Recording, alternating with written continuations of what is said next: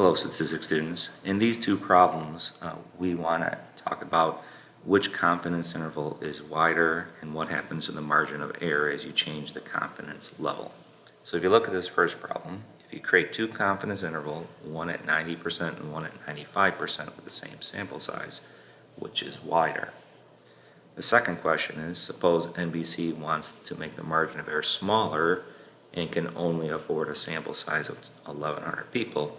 Which confidence interval would have a smaller margin of error? So let's take a look at our class notes.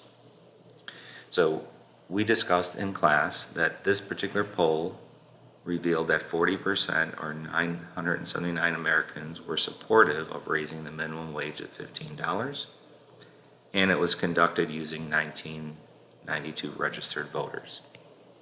So let's just suppose you were only given the 40%. How did I figure out that 797?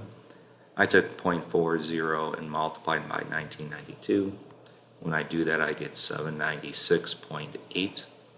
And since I can't have 0.8 of a person, I rounded up. So my sample proportion was 797 over 1992, which is really close to that 40%. So that's how they got that number in the poll.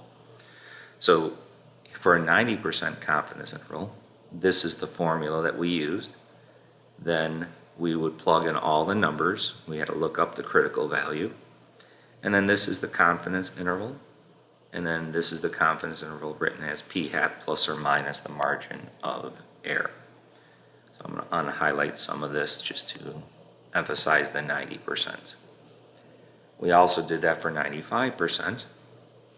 Again, using the same formula, and I'm going to highlight the answer in blue that we got on our calculator, and then p hat plus or minus the margin of error.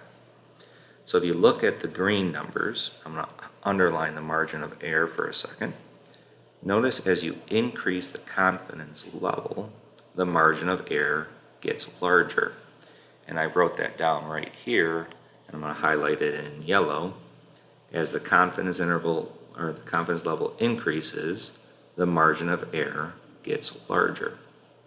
The second thing that we want to notice, I'm going to put a blue dot next to the confidence interval. Notice as you go from 90 to 95, that confidence interval gets a little wider. So that's the second thing that I want you to understand, and I'm going to highlight that. As the confidence level increases, the interval gets wider. So those are the two main ideas. So going back to the two problems of interest, in question number 9, if you create two confidence intervals, one at 90% and one at 95% with the same sample size, which one is wider? Well, based on our discussion right here, as the confidence level increases, the interval gets wider. So the answer to the question number 9 is the 95% confident would be wider. If you're more confident, the interval will get bigger. The second question, number 10 there, is which will have a smaller margin of error.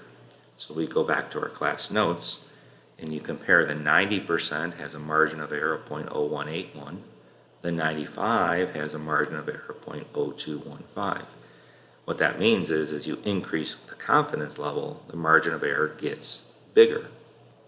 So going back to number 10, which will have a smaller margin of error, the smaller confidence level will have a smaller margin of error.